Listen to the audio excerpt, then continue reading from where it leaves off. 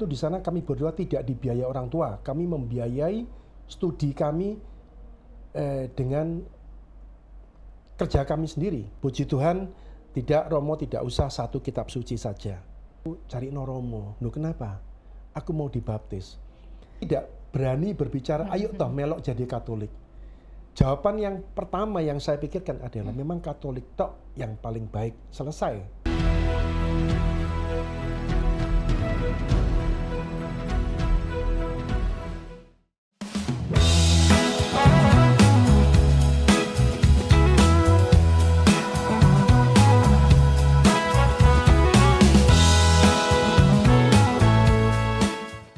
Hai Sobat Katedral, kembali lagi sama aku, Laurencia Stefani. Untuk siang hari ini, kesaksian imannya nggak sendiri loh, bertiga. Kira-kira sama siapa ya? Pastinya sama sepasang suami istri.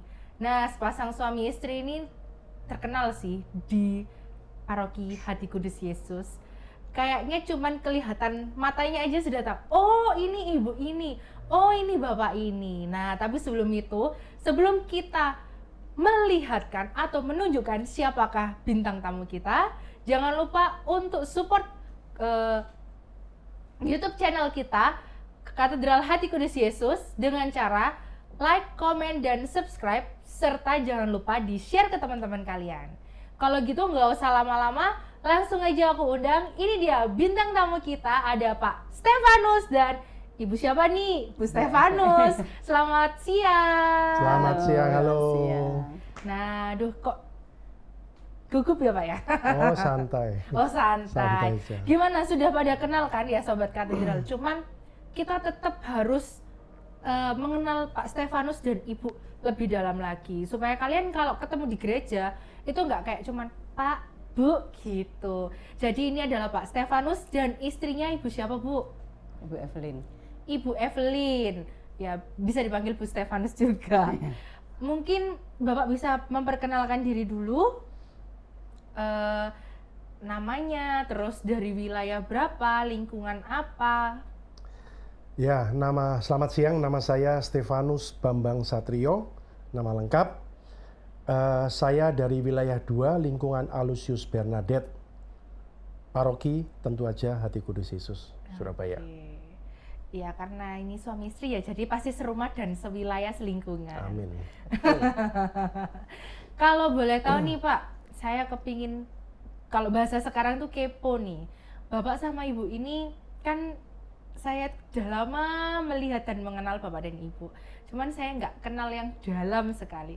Apakah Bapak sama Ibu ini basicnya, latar belakangnya dari keluarga Katolik? Saya dulu. Bebas. Kalau saya memang dari keluarga Katolik, kalau istri saya bukan dari keluarga Katolik. Wah, berarti baptisnya Dewasa. Saya baptisnya dewasa. Lalu kok bisa kenal Pak, Bu? Yang asli Surabaya siapa ini? Saya yang asli Surabaya. Oh. Mau tahu cara kenalnya? Oke, boleh. Cara kenalnya singkat. Pada waktu itu kami berdua kuliah di Eropa, tepatnya di negara Jerman, di kota kecil yang namanya Münster. Itu penduduknya sekitar 250.000 dan 5 kepala 1 mahasiswa. Dan saya waktu itu kebetulan sebagai Ketua Perhimpunan Pelajar Indonesia dan Ketua KMKI. Ketua KMKI, Kesatuan Mahasiswa Katolik Indonesia di sana. Nah, ketika ada mahasiswa baru datang dari Indonesia, kami selalu memberitahu, oh di sini cari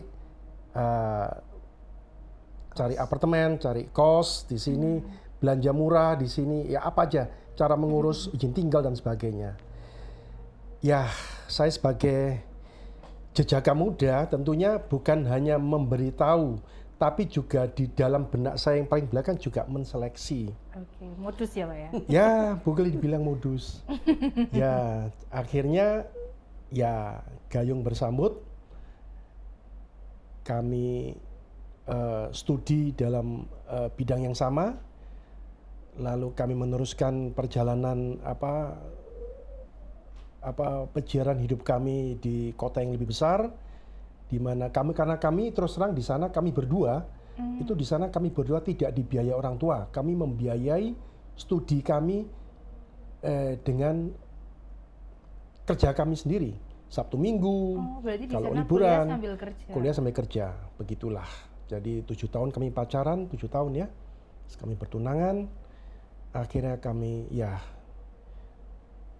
mengucapkan janji suci, dibagi dua, catatan sipil di Jerman, gerejawi di Surabaya pada tahun 1988. Wow, saya belum lahir, Pak. Belum lahir, betul. Pemberkatan di mana nih? Di katedral? Pemberkatannya di katedral oleh Romo almarhum Romo Wetzer SVD, Romo Belanda. Dan pada waktu itu istri saya menganut agama Buddha. Buddha bukan Konghucu tapi Buddha yang Siddhartha Gautama yang bersila. Waktu itu Romo Wetzer berpesan, ibu boleh membawa kitab Tripitaka. Pada waktu janji perkawinan, ibu boleh menaruh tangan kanan di atas kitab suci agama Buddha. Tapi istri saya, puji Tuhan, tidak, Romo tidak usah satu kitab suci saja. Jadi begitu, itu nanti ya, yang lain nanti ya. Oh iya. Aku langsung sampai kayak melongo gitu loh Pak, kayak terkesima gitu mendengarkan. Berarti cintanya bertemu di kampus di Jerman. Kalau boleh tahu nih sekarang sudah dikaruniai berapa anak Pak? Kamunya? Oh iya Ibu yang jawab biar gantian. Jadi, empat anak Empat kami punya. anak. Yang 2 kebetulan lahir di sana. Oh. Setelah itu kami selesai terus pulang. Nah 2 itu lahir di Indo. RKZ sini di Oh, di Indonesia, di Surabaya. Surabaya. Jadi adil ya, Iya, dua iya. sana dua sini ya. Jadi Oke. Cewek cowok Pak atau yang pertama perempuan, oh, yang kedua, ketiga, keempat laki-laki semua. wow. Terpujilah di antara pria berarti. Ya begitulah. Kayaknya saya kenal sama salah satu dari anaknya Bapak, itu adalah guru pendamping biak saya. Itu, cuman nggak tahu itu anak yang keberapa. Anak yang kedua. Oh itu anak yang Anak yang kedua. kedua. No, anak yang kedua. Ya kalau gitu titip salam ya Pak ya. Amin. Disampaikan. Nah untuk selanjutnya nih Pak, saya mau nanya. Sejauh ini selama, kan Bapak dulu juga di Jerman, Bapak kan juga masuk dalam anggapannya kayak organisasi ya kan itu Pak, yang Ya. nyariin apa, nunjukin kos-kosan untuk yang Mahasiswa baru, mahasiswa pendatang baru. Katolik itu tadi Iya. kan. Nah, apakah sampai saat ini Bapak terbilang aktif selain di gereja Pak? Apakah di lingkungan juga atau mungkin ikut organisasi Katolik lainnya? Enggak. Pada waktu saya saya awalnya dulu waktu saya SD sampai dengan SMP, akhir SMP, itu saya rajin misdinar di katedral karena rumah saya dulu di wilayah 4. Oh. Saya rajin misdinar, tapi begitu saya merantau ke luar negeri, jujur saja 14 tahun saya di Jerman, itu namanya misa Natal dan Paskah ya, saya nggak pernah, satu kali pun nggak pernah. Misa mingguan selama 14 tahun itu kena dihitung dengan jari. Jadi itu perjalanan iman yang sodok kesasar. Begitu kembali ke Surabaya lagi tahun 92, tidak berapa lama ya 10 tahun mungkin ya, tidak sampai mungkin ya. Saya ditelepon oleh seorang tetua gereja di sini, almarhum Pak Wahyudi. Bunyinya begini, saya ditelepon, Pak Stefanus, ya Pak, selamat malam. Ini lingkungan AB Aloysius Bernadette, ini kan Pak Yuwono sudah 85 tahun mau pindah ke Pakuwon. Nggak ada ketua lingkungannya.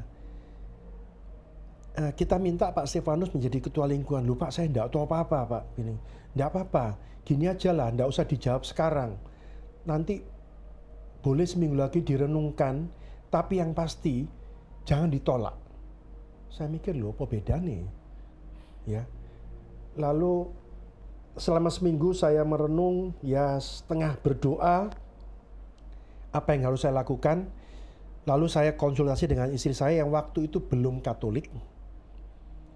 Lalu bilang, ya enggak apa-apalah, coba naik. Gitu. Ya akhirnya dari enggak tahu jadi cari tahu. Ya akhirnya sampai sekarang sudah Nggak tahu saya 20 tahun atau lebih saya nggak tahu ya. Jadi ketua Jadi lingkungan. ya nggak ada yang mau ganti.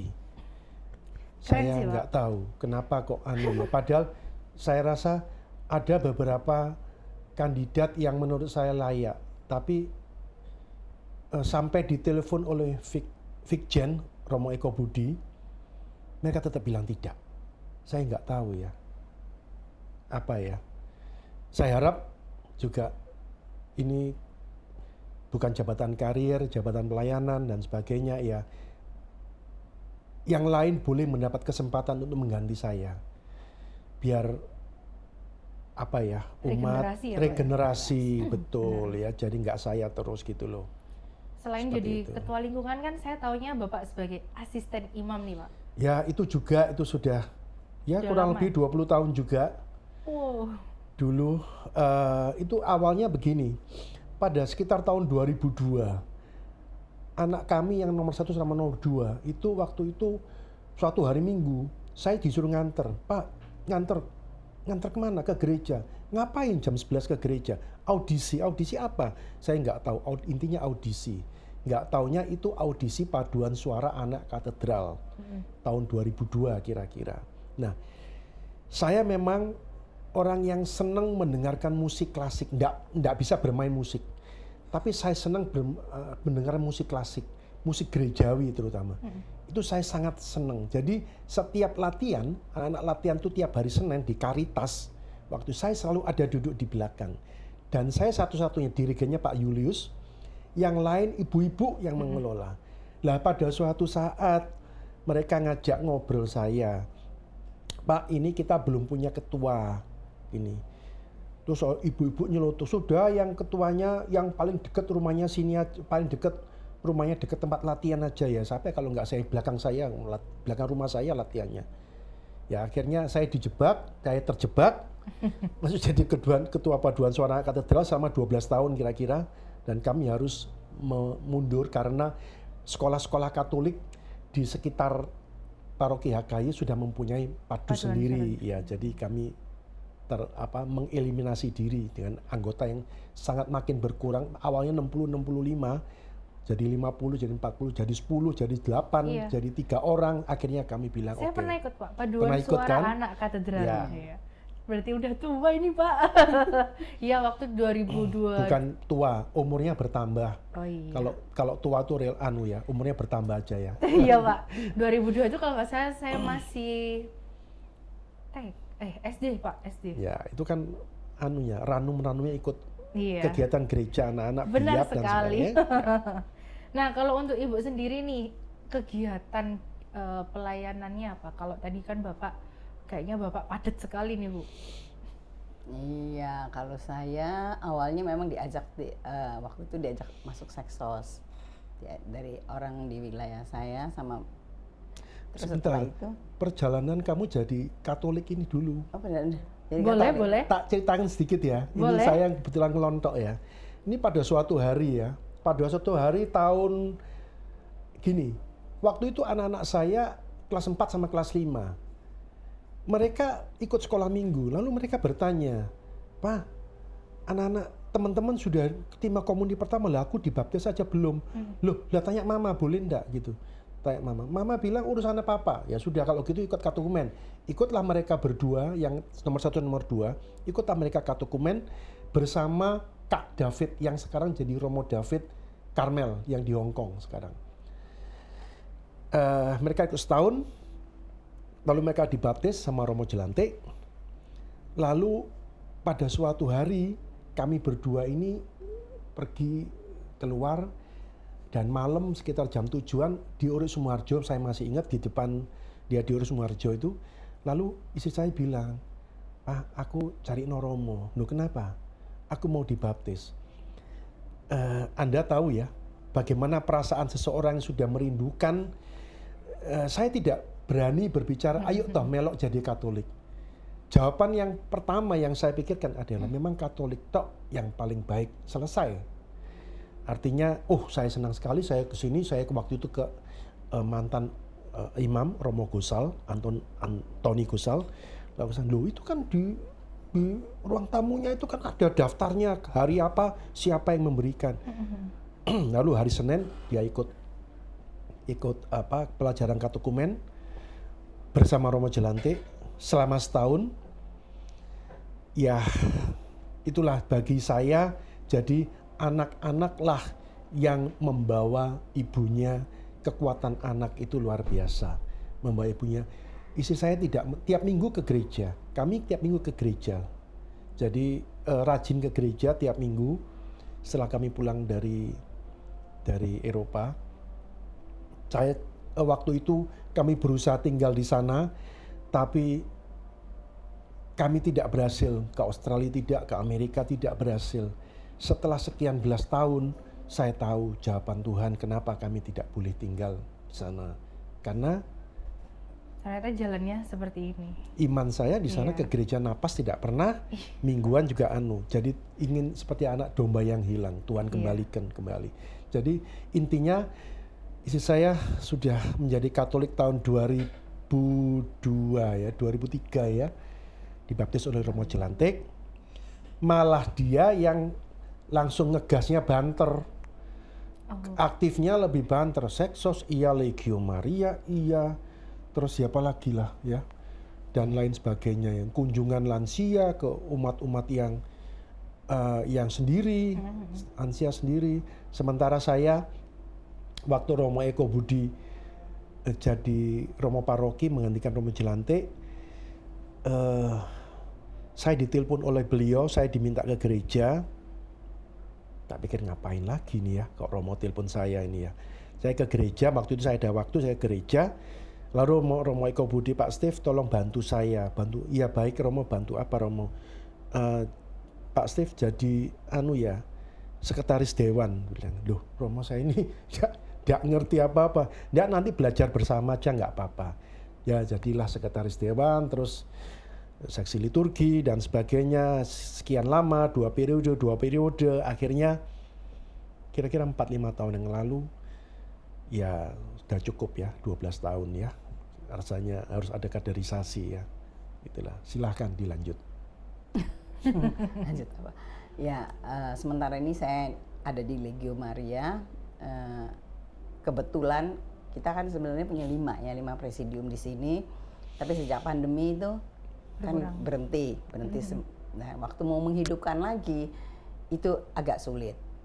Nah, waktu itu memang sekarang ini saya menjadi ketua dari salah satu presidium untuk yang kedua kalinya. Artinya sebelum pandemi saya juga pernah 3 tahun sebagai ketua, dan setelah itu sedikit vakum, dan setelah mulai lagi saya sekarang ya sementara ini menjadi ketua dari salah satu presidium Mater Dolorosa. Untuk kegiatan lain dulu saya juga pernah di WK, pengurus di WK sebagian usaha. WKRI, tapi paroki ya, bukan ini. Terus saya juga aktif di Seksos lingkungan, dan baru-baru ini di Seksos paroki. PSE itu. PSE, betul. Dan apalagi ya yang membantu di lingkungan juga. Berarti Ibu lebih ke sosial ya? Iya. Kegiatan yang pelayanan yang sosial Betul, ininya. betul. Apa kategori ya? Kalau Pak Stefanus kan kayaknya lingkup besar. Kalau Ibu kan lebih kayak ke sosial. Ya, kami sama-sama aktif tapi kami tidak di pelayanan yang sama. Itu yang saya usahakan, jangan tidak pelayanan yang sama. Intinya gini loh, pada waktu Legio Marianya itu waktu vakum, waktu pandemi, terus pada tahun 2022 ya, itu dia ngomong sama saya saya jawabannya ya wis terserah kamu lah ya, mau dihitung kembali ya wis terserah kamu lah. Akhirnya dia menelpon beberapa orang lama, mau, lalu juga berusaha mencari teman baru. Akhirnya juga banyak teman baru yang mau, yang kita Banyak tidak anggota baru yang tidak kita menduga bahwa oh bakalan si ikut ini gitu. mau bakalan ikut dan bakalan rajin. Jadi saya pikir ya kuasa Tuhan itu luar biasa ya.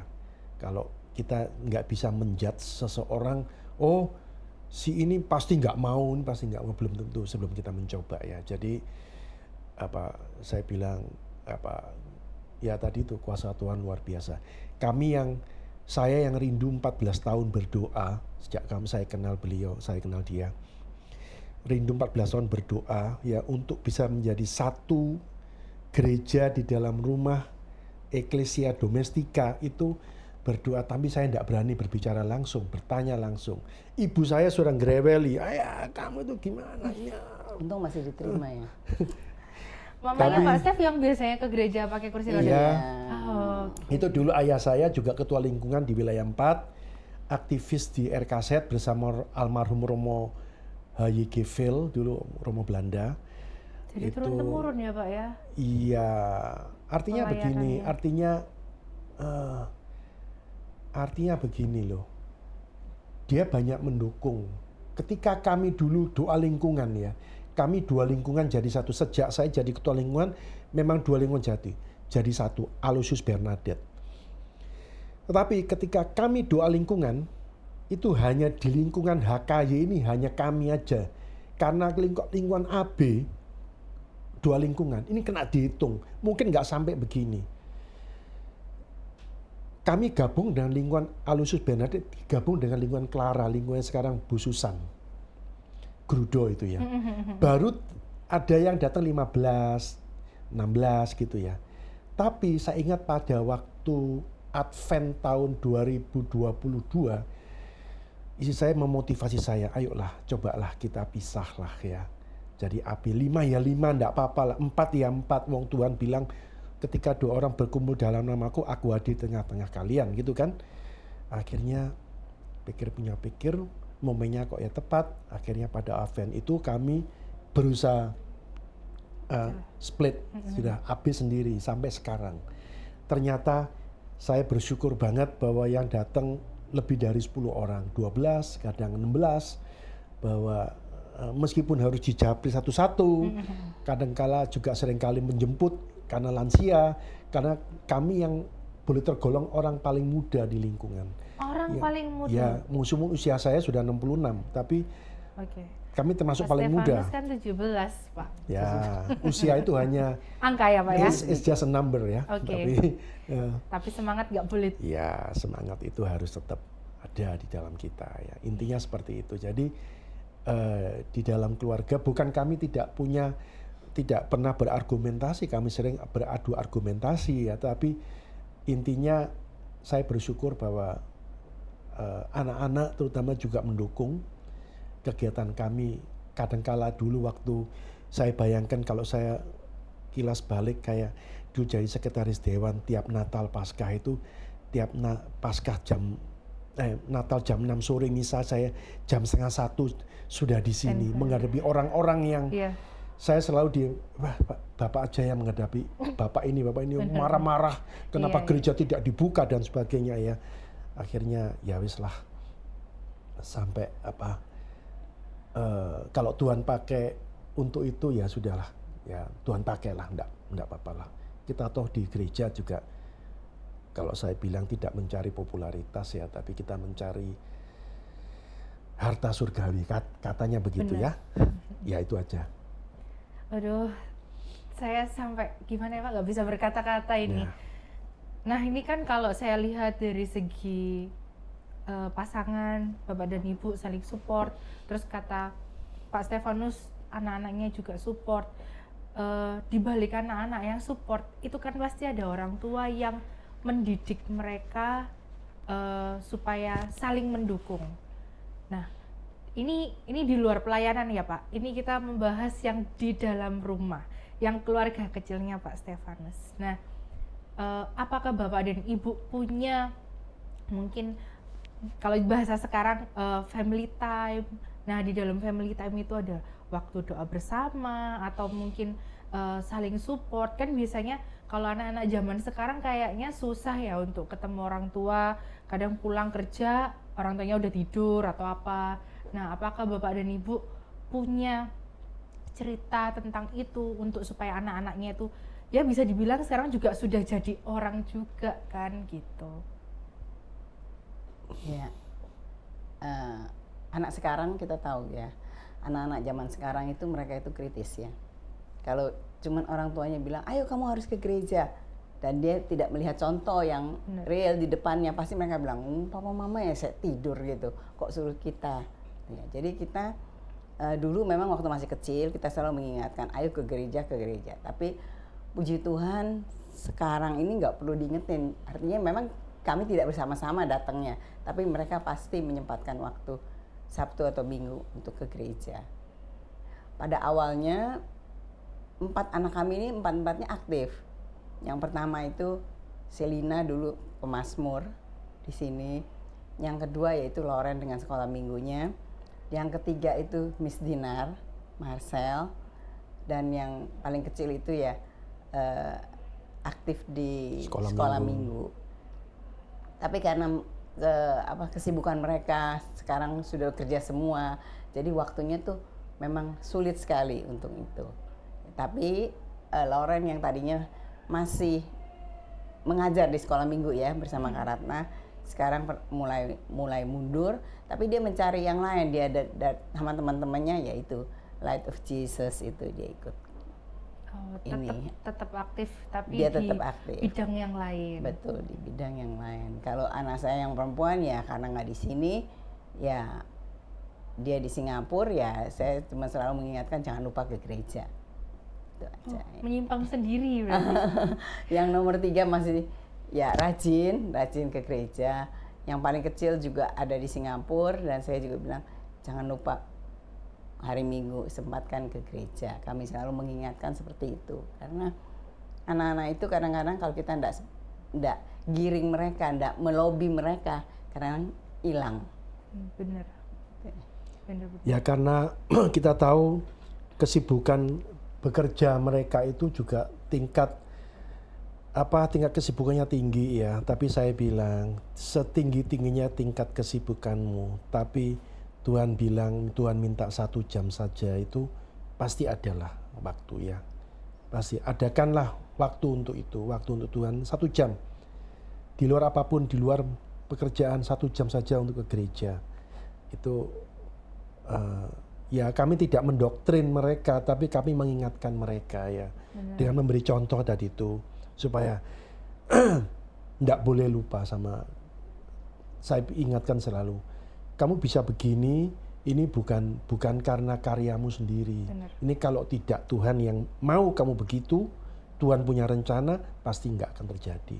Artinya ini cuma cukup berterima kasih, bersyukur akan keadaan. Banyak orang-orang yang jauh di bawah kamu gitu kan ya, dan itu kamu harus lihat, jangan yang di atas yang dilihat, tapi lihat yang di bawah, itu jauh lebih banyak. Seperti itu ya. Benar. Bapak sama Ibu mungkin nggak mau nambah anak lagi gitu? Saya bersedia kok Pak. Kan kebetulan namanya hampir sama Stefanus.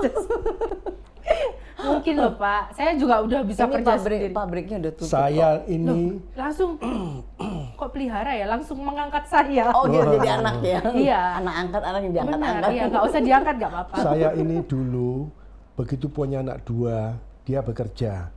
Mertua saya yang laki, papa mertua saya itu seneng karena papa mertua saya itu seneng kalau anaknya berkarir. Kalau gue kerja, tahu-tahu hamil anak ketiga. Mulai langsung marah. Anak kan sudah kasih 2 anak masih mau anak ketiga segala. Marah ngomong kita. Wah, marah banget. Lalu dia juga ada masalah di dalam pekerjaan. Ya sudah, kamu resign aja, dia bilang. Kamu resign aja, enggak apa. Yang penting anak-anakmu enggak terurusi dengan baik. Lalu anak keempat, mertua saya tambah sudah cuek, anak ini bebal ya, dibilangin enggak kena. Akhirnya disayanglah mereka semua. Jadi ya wis karep-karepmu lah ya, mau punya anak berapa. Ya sekarang ya kebangetan kalau punya anak lagi. Loh ya, ya enggak toh Pak, kebangetan. maksud saya kan Anak angkat Sekarang saya. anak angkat, kalau anak angkat banyak, anak angkat Daftar banyak. aku Pak. Waiting list ya. Iya, waiting list gak apa-apa Apa udah. sih yang istimewa dari kita? Nggak ada yang istimewa. Iya. Itu bisa kan cuman kalian hanya melihat apa ya outputnya saja, Iya. tapi di dalamnya kini kita ini dari awal muda lulus SMA sampai dengan detik ini pun kita ini masih berjuang loh, kita ini masih berjuang. Ya intinya istilahnya kalau apa namanya istilahnya itu ya, berjuang apa itu, lupa saya kalau gini istilahnya apa itu, bukan hanya memeras keringat tapi kayak memeras darah gitu loh istilahnya. Jadi jangan kalian cuma lihat kita ini sekarang sudah enak segini ya, enggak, kami tetap berjuang karena menurut kami selama mata kita masih melek, otak kita masih bekerja, kita tetap berjuang. Nanti kalau kita sudah purna, tutup mata untuk selamanya, itu perjuangan kita sudah berakhir karena kita sudah tidak bisa apa-apa. Tapi selama itu berjuang apa semuanya. Dalam hidup, dalam berelasi bersama pasangan, dalam berelasi sama anak-anak menantu, sama cucu-cucu, berelasi dengan sesama umat, semua kita memegang perjuangan. Tidak, itu harus diperjuangkan. Jadi bukan enaknya saja ya. Jadi seperti itulah ya. Ya, bisa dicontoh ya Sobat Katedral, Pak Stefanus dan Ibu ini perjuangannya sepanjang itu dari masa pacaran yang tadinya berbeda keyakinan dan akhirnya dipersatukan Tuhan dalam satu keyakinan. Padahal kondisinya sudah menikah tapi belum Katolik. Luar biasa. Ya mungkin saya tambahkan sedikit dulu. Memang saya sadar, oh ya ini bukan agama saya, karena saya lumayan aktif juga di Buddha sebenarnya. Tapi saya bilang sama dia, saya tidak mau loh ya dipaksa. Atau biasa kan orang tuh menjadi Katolik itu karena mau menikah. Benar. Nah mau nggak mau, saya bilang saya nggak mau. Saya nggak mau diutak-atik. Saya tidak akan utak-atik agamamu, seperti juga kamu jangan mengutak-atik agama saya. Kalau kamu ini apa namanya percaya Katolik ya silakan, saya nggak pernah melarang. Nah, tapi juga jangan membatasi saya. Gitu. Ya akhirnya ya dia terima, kalau nggak terima nggak jadi, nggak maju. Terus ya udah, terus akhiran waktu kami setelah saya katakan kalau suatu hari saya menjadi seorang Katolik, itu pasti harus dari hati saya, bukan karena orang-orang di sekitar kita yang membuat kita itu harus misalnya karena menikah terus harus menjadi Katolik, itu saya tidak mau. Nah memang saya menjadi Katolik itu adalah karena kemauan saya, tidak ada paksaan. Dan itu saya 1 tahun belajar, iya enggak apa-apa, 1 tahun belajar. Waktu itu dengan Romo Jelantik, kadang-kadang Pak Danang yang memberikan materinya. Dan saya merasa lebih mantap. Kenapa anak-anak kami dibaptisnya itu setelah mereka kelas 4 kalau nggak salah. Semua pada bilang, kenapa? Mertua saya bilang, kenapa kamu kok, anakmu kok nggak jadikan Katolik? Terus saya bilang, enggak apa-apa. Kalau misalkan mau Katolik, oke, tapi itu harus dari mereka, bukan dari kita orang tua. Itu dulu saya pikirnya seperti itu. Dan akhirnya ya saya menjadi Katolik dulu, anak-anak saya tanya pada waktu penerimaan komuni, kenapa kok mama kok duduk, sedangkan yang lainnya tuh maju. Terus saya bilang, ya saya cuma diam. Lama-lama saya pikir ya gak apa-apa lah, saya menjadi menjadi Katolik juga. Jadi atas keinginan saya sendiri, dan bukan atas paksaan dari keluarga atau apa, bukan. Itu yang mau saya tambahkan. Keren sih Bu. Itu kalau bukan Tuhan, bukan rencana Tuhan, bukan Tuhan yang nyelentik gitu mungkin ya Bu ya bahasanya, mungkin juga hatinya tidak tergerak gitu. Meskipun mungkin Pak Stefanus ayolah, mungkin belum tentu ya Pak ya. Ya. Soalnya ini sedikit sombong ya, Boleh, sombong Pak. ya. Perjuangan kita sampai sekarang belum habis, belum selesai. Masih banyak yang harus diperjuangkan. Contohnya ya kita harian kalau sepanjang kita tidak ada halangan, kita selalu sempatkan untuk misa harian sore. Di mana saya juga ada beberapa kali dalam seminggu ini saya juga bertugas membantu pastor, membantu Romo untuk membagikan komuni. Ya sepanjang kami, tapi kebanyakan kami tidak ada halangan. Kami sempatkan untuk sejenak berhenti berkegiatan sejenak jam 6 sore sampai setengah 7 kami sempatkan untuk berekaristi karena ekaristi ini adalah salah satunya sumber kekuatan kami. Tanpa ekaristi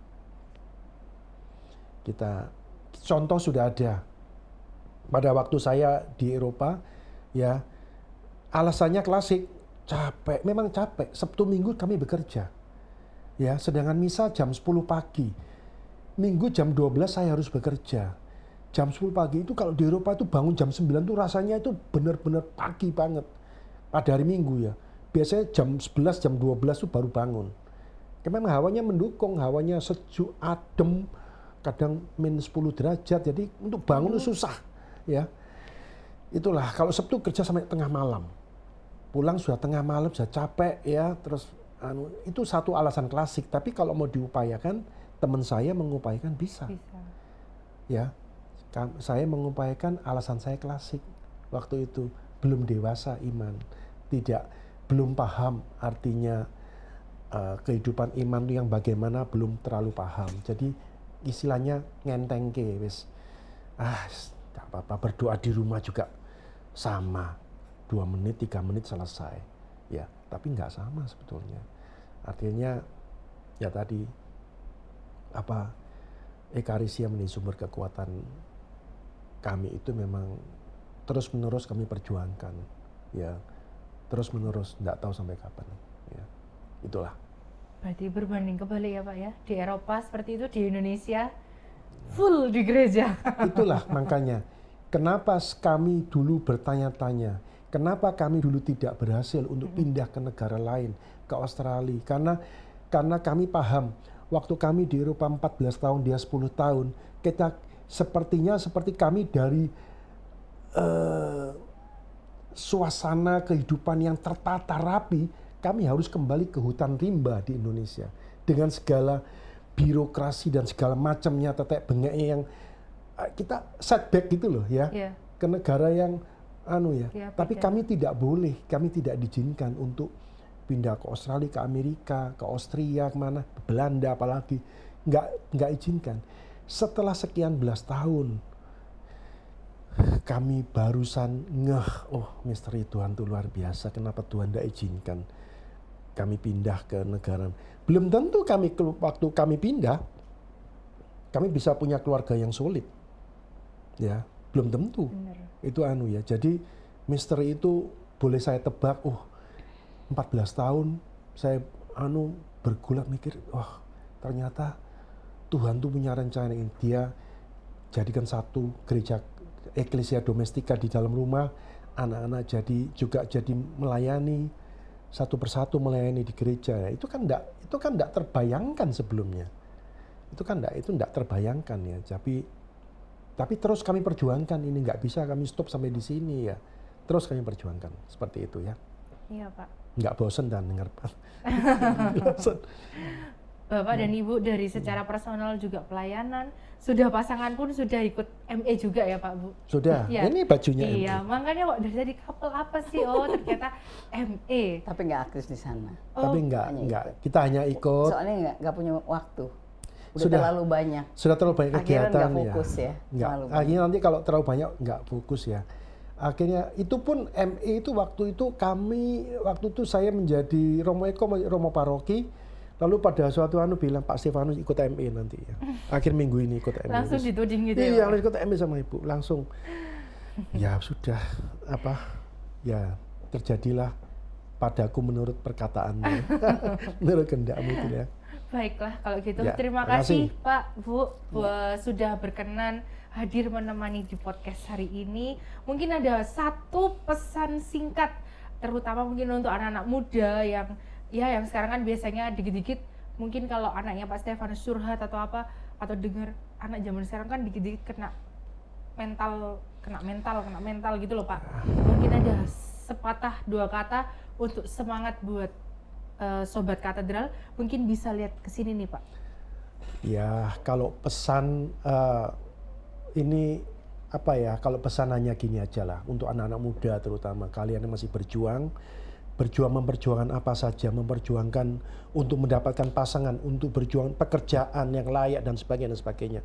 Itu satu, jangan lelah untuk tetap taat kepada Tuhan, untuk tetap berekaristi. Nggak tahu lah, Tuhan sudah bilang, rancanganku bukan rancanganmu, rencanaku bukan rencanamu, waktuku bukan waktumu. Itu kalian pegang. Jangan lihat yang sudah enak, oh ya dia sudah enak. Jangan lihat itu. Tapi teruslah berjuang, memperjuangkan apa yang Tuhan berikan kepada kita. Itu aja, nggak ada yang lain. Bener, karena biasanya kita suka melihat Jangan orang baperan. nah bener. Jangan baper, jangan sedikit-sedikit purik tersinggung dengan temennya gini, sudah saya kalau gitu saya keluar dari jangan. Mental tempe ya kan Pak ya? Ya, saya pernah di dalam gereja, di pintu gereja saya mau digampar sama orang. Ya, saya bilang ya nggak apa-apa. Saya bilang itu salah satu tadi Tuhan kan bilang, ya kalau engkau ingin mengikuti aku, engkau harus memikul salib, menyangkal diri dan mengikuti aku. Itu aja kan. Ya sudah, ikut Tuhan kemanapun, apapun, salib apapun yang Tuhan janji. Salib yang kau berikan kepadamu tidak akan melampaui kemampuan kamu. Itu aja ya. Terima kasih.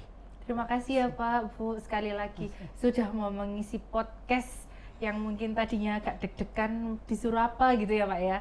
Akhirnya sekarang bisa sharing gitu. Ya. Jangan lupa sekali lagi untuk Sobat Katedral untuk terus support konten-konten YouTube podcast kita. Caranya gampang, cuman like, comment, subscribe, dan share ke semua teman-teman kalian. Gak harus yang Katolik loh, tapi semua. Karena yang namanya sharing itu fokusnya untuk membangun diri, bukan membangun iman ya. Namanya juga sharing. Diambil positif-positifnya, yang gak baik bisa di-keep. Kalau gitu, aku Laurencia Stefani, mohon maaf kalau ada salah-salah kata. Untuk Bapak Ibu, maaf kalau mungkin ada pertanyaan yang tidak berkenan. See you di next podcast. Dadah! Bye!